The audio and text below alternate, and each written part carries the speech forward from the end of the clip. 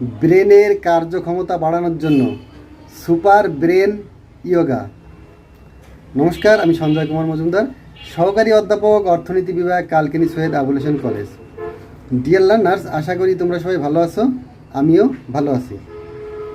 ব্রেনের কার্যক্ষমতা বাড়ানোর জন্য সুপার ব্রেন ইয়োগা। ব্রেনের কার্যক্ষমতা বাড়ানোর জন্য একটা বড় ধরনের ব্যায়াম আছে, যেটা করলে ব্রেনের কার্যক্ষমতা অনেক বেড়ে যায়। আমরা পড়াশোনা করি কি এই ব্রেন দিয়ে, ব্রেনের সাহায্যে।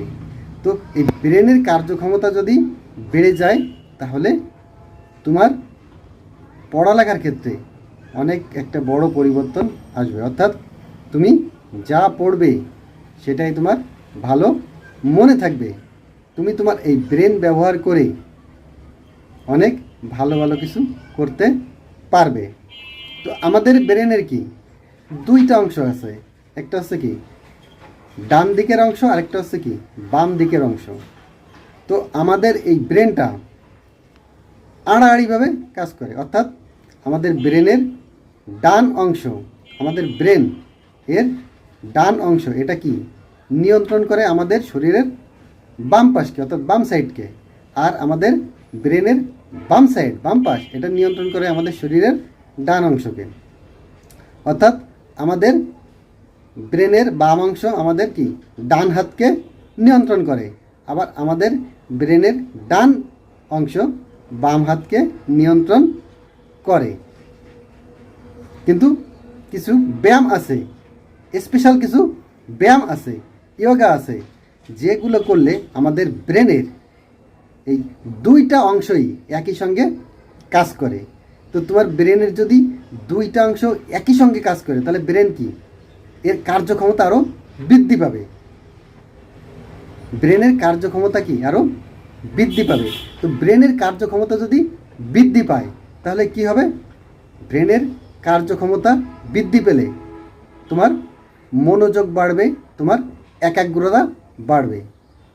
তাহলে এই সুপার ইয়োগা ব্রেনের একটা এক্সারসাইজ, সুপার ইয়োগা, এটা যদি তুমি করো তাহলে কি হবে? তোমার এই সুপার ব্রেন ইয়োগা, এটা হচ্ছে কি সুপার ব্রেন ইয়োগা, এটা যদি তুমি করো তাহলে তোমার কি হবে? তোমার মনোযোগ বাড়বে, একাগ্রতা বাড়বে। এটা করা খুবই সহজ, এটা কোনো কঠিন কাজ নয়, এটা খুবই সহজ কাজ। তোমাকে কি করতে হবে? তোমাকে দাঁড়িয়ে তোমার বাম হাত দিয়ে ডান কান ধরতে হবে। কি করতে হবে? বাম হাত দিয়ে ডান কানটাকে ধরতে হবে, আর ডান হাত দিয়ে বাম কানটাকে ধরতে হবে। এরপরে 10 থেকে 15 বার ওঠা বসা করতে হবে। আমি আবার বলছি, কি করতে হবে? তোমার বাম হাত দিয়ে কি করবে? ডান কানটাকে ধরবে, আর ডান হাত দিয়ে বাম কানটাকে ধরবে। এরপরে 10 থেকে 15 বার উঠা বসা করবে। তাহলে কি হবে?